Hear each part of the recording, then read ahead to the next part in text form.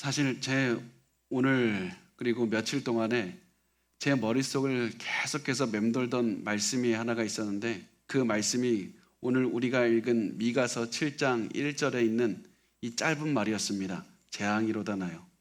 재앙이로다 나요. 미가 선지자가 재앙이로다 나요 이렇게 외칠 때는 미가 선지자는 분명히 울고 있었을 겁니다. 절박하고 답답한 마음에 울면서 소리를 질렀을 겁니다. 도대체 미가 선지자는 어떤 마음이었길래 이런 말을 했습니까? 재앙이로다 나여, 이 말은 단순히 내가 재앙을 당하게 되었다, 그래서 슬프다, 이런 말이 아닙니다. 재앙이로다 나여, 이 말은 아니고 내가 고통을 당하는 것이 아니라 이 주변 사람들의 상황을 봤기 때문에 이렇게 이야기를 하는 겁니다. 미가 선지자가 아무리 주변을 둘러봐도 하나님을 사랑하는 사람이 없습니다. 하나님께 예배드리는 사람이 없습니다. 이 히스기야 왕 때는 이 미가 선지자가 활동하는 히스기야 왕 때는 너무나도 좋았습니다. 사랑하는 사람들이 있었습니다. 그때는 부흥이 일어났습니다. 많은 사람들이 도덕적으로 성숙했고 하나님께 예배를 드리는 삶을 살았습니다. 그런데 히스기야 왕의 아들 므낫세가 왕이 된 다음부터는 모든 것이 망가져 버렸습니다. 사람들이 하나님을 떠났습니다. 그래서 미가 선지자가 지금 내 인생에서 이룬 사역의 열매를 보려고 아무리 주변을 찾아봐도 모든 열매가 다 사라져 버렸습니다. 이런 절망적인 상황을 보면서 미가 선지자는 이렇게 말하는 겁니다. 재앙이라도 나요. 재앙이라도 나요. 여러분도 이런 마음을 느껴본 적이 있습니까? 세상이 타락하고 하나님을 반대하는 그 악한 세력을 보면서 그냥 손가락질하는 것이 아니라 재앙이로다 나요 이렇게 외쳐본 적이 있습니까? 우리는 이 시대를 보면서 가슴속 깊은 곳에서부터 흘러나오는 이 슬픔 때문에 미가 선지자처럼 견딜 수 없이 재앙이로다 나요, 어떻게 될까, 이런 마음으로 가져야만 됩니다. 왜 이 시대에는 하나님을 사랑하는 사람이 없고 왜 이 시대에는 하나님을 순종하는 사람이 없는가, 이런 마음으로 우리가 눈물을 흘리면서 재앙이로다 나요 이렇게 외쳐야만 되는 겁니다. 우리 시대에 필요한 사람이 바로 이런 사람입니다. 세상을 향한 눈물과 절실한 마음이 없으면, 아무리 이 세상을 봐도 재앙이로다 나요 이렇게 외칠 수 있는 미가 선지자의 마음이 없다면, 우리는 아무리 세상을 바라보고 아무리 기도해도 우리 자신만을 위해서 살아갈 겁니다. 다른 사람을 위해서 기도합시다, 우리 선교에서 기도합시다, 그렇게 하지만 말로만 남을 것이고 다른 사람들을 위해서 아무런 행동도 하지 못하고 그냥 살아가게 될 겁니다. 게다가 우리나라가 너무나도 우리 시대에 큰 비극이 있는데, 그게 뭐냐면 사람들이 너무 자기 자신에게만 관심이 있다는 겁니다. 수많은 사람들이 이렇게 말합니다. 하나님, 나를 위대하게 사용해 주십시오. 하나님, 나를 위대하게 사용해 주시고 내 자녀들을 위대하게 하나님의 영광을 위해서 사용하게 해 주십시오. 이렇게 기도하지만 그 어떤 누구도 미가 선지자처럼 이 악한 세상을 바라보면서 재앙이로다 나요, 하나님 이런 마음을 나에게 주십시오, 절박한 마음을 나에게 주십시오, 이렇게 기도하는 사람은 아무도 없습니다. 우리 자녀들이 세상을 보면서 미가 선지자처럼 저렇게 무너져가는 그 세상을 바라보면서 절박한 마음을 갖게 해달라고, 세상을 바라보면서 울게 해달라고 기도하는 사람은 아무도 없습니다. 동성애자들을 보면서, 동성애는 죄라고 많은 사람은 많지만 동성애자들을 보면서 재앙이로다 나요, 내가 어떻게 해야 될까, 울면서 기도하는 사람은 찾을 수가 없습니다. 미성년자들이 수많은 범죄들을 저지르는 것을 보면서 우리는 손가락질하는 사람은 너무나도 많지만 그 아이들을 보면서 재앙이로다 나요, 그렇게 울면서 외치는 사람은 찾을 수가 없습니다. 울면서 자기 자신의 어려움을 극복하게 해달라고 기도하는 사람은 많지만 하나님의 마음을 가지고 세상을 바라보면서 하나님 저들은 어떻게 합니까? 하나님 저들은 어떻게 해야 됩니까? 하나님 어떻게 해야 됩니까? 이런 마음으로 눈물을 흘리면서 외치는 사람은 없습니다. 여러분, 이 미가 선지자의 마음을 달라고 기도하셨으면 좋겠습니다. 왜냐하면 이 미가 선지자가 살았던 그 시대보다 지금이 훨씬 더 악한 시대이기 때문입니다. 그리고 이 시대를 변화시키기 위해서 필요한 것은 엄청난 영웅이 아니라 우리와 같은 보통 사람들이 미가 선지자와 같이 재앙이로다 나요, 그 마음을 가지고 기도할 때 하나님께서 그 우리의 시대를 바꿔주실 것이기 때문입니다. 미가 선지자는 계속해서 울부짖습니다. 미가서 7장 2절 말씀엔 이렇게 말을 합니다. 경건한 자가 세상에서 끊어졌고 정직한 자가 사람들 가운데 없더라. 우리가 다 피를 흘리려고 매복하며 각기 그물로 형제를 잡으려 하고. 자, 내가 하나님의 앞에서 정직하고 신실하게 살아가는 그 사람을 내가 찾으려고 아무리 찾아봐도 단 한 사람도 찾을 수가 없었다. 오히려 세상에는 악한 사람들로만 가득 차 있었고, 그리고 하나님의 백성들을 아무리 찾아봐도 하나님 앞에 신실하게 살아가고 있지는 않았다. 정치인들과 권력자들이 하나님의 말씀으로 살아가는 것을 막아섰고, 그 시대 종교인들조차 하나님께 돌아가는 것을 반대했다. 게다가 너무나도 슬픈 것은 이런 세태가 계속해서 이어지다 보니까 가장 친밀하게 살아야 되는 그 모든 관계마저 다 등을 돌리고 서로 공격하는 그런 관계가 되었다는 겁니다. 미가서 7장 5절에서 6절은 이렇게 말씀을 합니다. 너희는 이웃을 믿지 말며 친구를 의지하지 말며 내 품에 누운 여인에게라도 내 입의 문을 지킬지어다. 아들이 아버지를 멸시하며 딸이 어머니를 대적하며 며느리가 시어머니를 대적하리니 사람의 원수가 곧 자기의 집안 사람이로다. 이웃을 믿지 말라. 친구를 믿지 말라. 부부 사이에서도 절대로 함부로 말하면 안 된다. 언젠가 내가 말한 흉금을 터놓고 말한 그 말을 사용해서 너의 약점을 이용해서 너를 이용할 것이기 때문이다. 아들과 아버지가 싸울 것이고 딸과 어머니가 싸우고 며느리와 시어머니가 싸우게 된다. 모두가 다 자기 자신만을 생각했기 때문에 자신을 위해서 가족을 희생시켰고, 자신을 위해서 죄 없는 이웃을 희생시켰고, 자기를 위해서 공동체를 전체를 희생을 시켰습니다. 그래서 이 말을 계속 볼 때 이 미가 선지자의 한마디가 계속해서 울려 퍼지는 겁니다. 재앙이로다나요. 그런데 여기까지만 읽었다면 너무나도 큰 비극의 이야기가 지속이 되는 것이지만, 이제부터 갑자기 선지자의 태도에 변화가 찾아옵니다. 절망적이었던 미가 선지자는 갑자기 소망이 가득한 말로 합니다. 왜냐하면 하나님께서 미가 선지자가 절망해서 그동안 보지 못하던 것을 갑자기 보여주셨기 때문입니다. 그것이 무엇인지 미가서 7장 7절에 나와 있습니다. 우리 같이 읽어보겠습니다. 시작. 오직 나는 여호와를 우러러보며 나를 구원하시는 하나님을 바라보나니 나의 하나님이 나에게 귀를 기울이시리로다. 미가 선지자는 이렇게 말합니다. 나는 소망이 없고 이스라엘도 소망이 없습니다. 그렇지만 우리에게 오직 하나님께서 소망이 되십니다.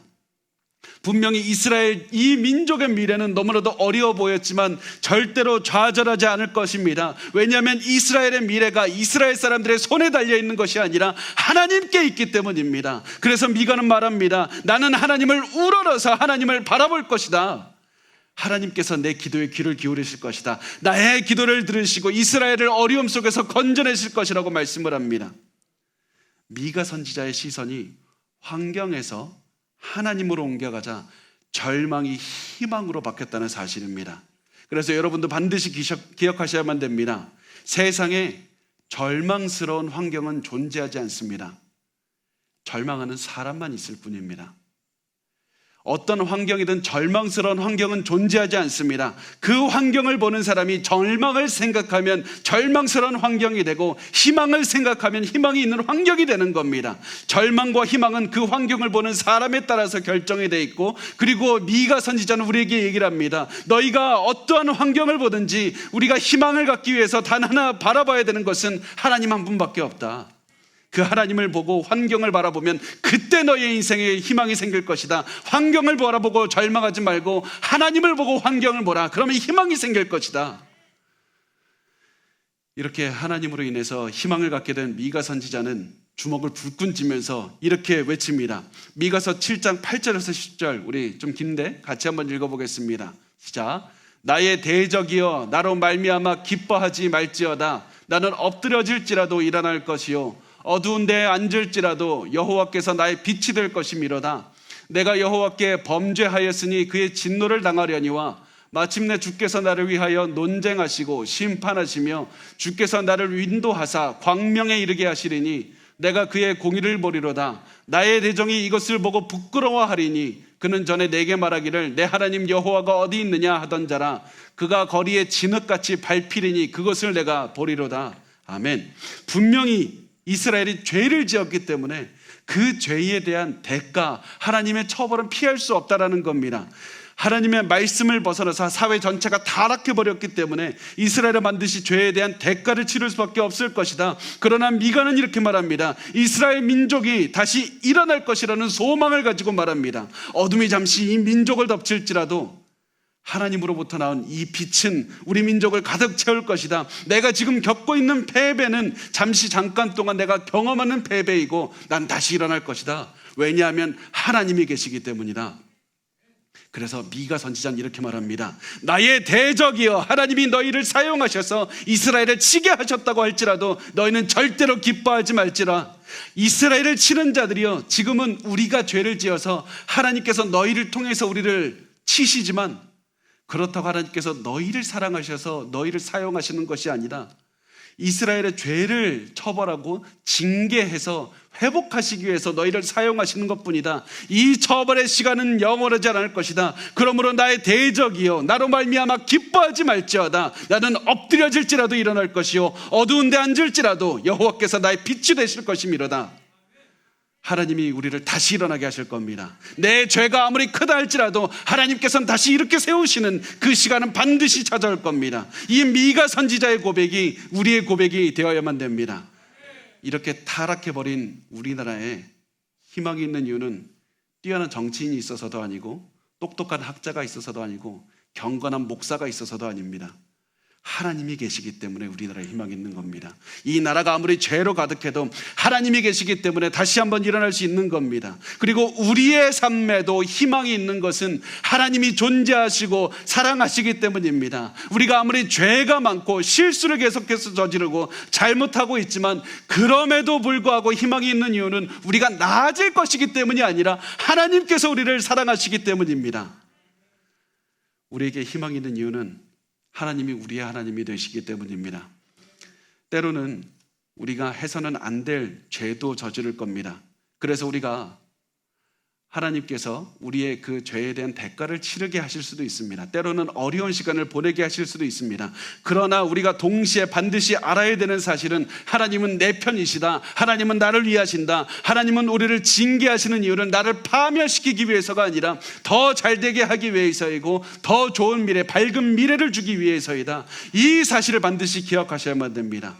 그리고 이것을 깨달았던 미가 선지자는 기뻐하면서, 절망이 아니라 기뻐하면서 이렇게 말을 합니다. 미가서 7장 11절에서 13절 말씀 우리 같이 읽겠습니다. 시작.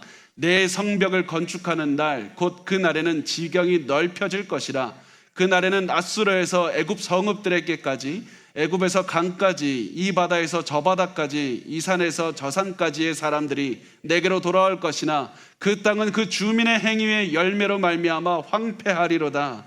하나님께서 모든 것을 회복시키시는 그날이 올 것이다. 그날이 되면 무너졌던 성벽을 다시 세울 뿐만 아니라 지금까지 있던 성벽보다 더 넓게 세워질 것이다. 그 이유는 지금까지 포로로 끌려갔던 사람들이 다 돌아오고 회복할 것이기 때문이다. 그렇게 해서 하나님은 이스라엘을 다시 회복시키실 때 다른 민족들은 파멸하게 될 것이다. 왜냐하면 너무 놀라운 것은 그들이 죄를 지었기 때문이라는 겁니다. 이스라엘은 죄를 지었지만 하나님께서 언약을 기억하시고 그들을 반드시 회복하게 이르게 하시지만 이방 민족들, 하나님의 언약을 받지 못한 사람들은 죄 때문에 멸망하게 될 것이다. 하나님은 너희를 잊지 않으셨다. 그래서 그것을 기억하라고 말씀합니다. 그리고 오늘 그 말씀을 제가 전달하는 이유는 이 말씀 그대로 하나님의 백성이 되는 우리에게 적용이 되기 때문입니다. 하나님은 우리를 선택하시고 사랑하셔서 우리를 자녀 삼아 주셨습니다. 그럼에도 불구하고 우린 때로는 어려움을 겪을 때가 있습니다. 죄의 대가를 치를 때가 있습니다. 그 날이 되면 우리의 대적인 사탄은 우리를 보면서 기뻐할 겁니다. 그때 우리는 사탄을 보면서 반드시 이렇게 얘기를 하면 됩니다. 나의 대적이여, 나로 말미암아 기뻐하지 말지어다. 나는 엎드려질지라도 일어날 것이요 어두운 데 앉을지라도 여호와께서 나의 빛이 되실 것이미로다. 우리는 다시 한번 하나님의 사랑으로 과거보다 더 큰 회복을 체험하게 될 겁니다. 그래서 우리가 오늘 말씀을 보면서 세 가지를 기억하시길 바랍니다. 첫 번째, 미가 선지자의 재앙이로다 나여, 이 말씀을 반드시 기억하셔야만 됩니다. 세상이 악으로 가득 차 있고 교회에도 많은 사람들이 하나님을 떠나가고 피상적으로만 하나님을 섬기고 있다는 그 사실을 보게 될 때 우리는 고통스러운 마음을 가져야만 됩니다. 눈에서 눈물이 나는 것이 당연한 겁니다. 이 세상과 교회를 보면서 눈물을 흘리고 하나님께 절규하면서 외쳐야만 됩니다. 이 마음이 없으면 우리는 나만 잘났다고 그렇게 생각하면서 다른 사람들을 정죄하는 삶을 살 수밖에 없게 됩니다. 두 번째, 우리가 죄를 지었다면 죄에 대한 대가를 치를 수도 있다는 그런 준비를 하는 마음으로 살아야만 됩니다. 우리가 죄를 지었을 때 하나님께서는 그 죄에 대한 대가를 치르게 하실 수도 있습니다. 왜냐하면 하나님은 정의의 하나님이시기 때문에 때로는 우리가 잘못한 것에 대한 대가를 치르게 하실 수도 있습니다. 그러나 우리가 환경이 잠시 어려워졌다고 해서 절대로 좌절해서는 안 됩니다. 하나님께서 우리에게 그 대가를 치르게 하시는 것은 우리를 망하게 하기 위해서가 아니라 우리를 회개하게 하시고 우리를 회복하게 하기 위해서 주시는 하나님의 선물이기 때문입니다. 마지막 세 번째, 미가 선지자가 환경을 보고 그것으로 끝낸 것이 아니라 하나님을 보았다는 사실을 기억하셔야만 됩니다. 세상에 절망스러운 환경은 없습니다. 절망하는 사람만 있을 뿐입니다. 그래서 우리가 어떤 상황에서든지 환경을 보고 좌절하는 것이 아니라 하나님을 보시고 희망을 가지셔야만 됩니다. 그렇게 할 때 하나님의 어떠한 상황에서도 우리에게 희망을 주실 것이고 절망으로부터 우리를 건져내실 겁니다. 그래서 우리가 항상 이 세 가지를 기억하고, 특히 오늘 우리의 마음속에 너무나도 큰 좌절 가운데 있는 분이 있습니까? 환경이 무너져가고 있는 분이 있습니까? 그렇다면 이 세 가지를 생각하시면서 하나님께 다시 한번 일어나셨으면 좋겠습니다. 그러면 우리가 하나님을 보고 이렇게 울부짖으며 기도할 때 하나님은 우리를 다시 한번 회복시켜 주실 것이고, 우리가 지난 이 세월 동안에 전혀 예상하지 못한 그 너무나도 놀라운 복이 가득한 그런 미래를 우리에게 주실 겁니다. 그래서 우리 이 미가 선지자의 이 말씀을 가슴에 품고 오늘을 살아가셨으면 좋겠습니다.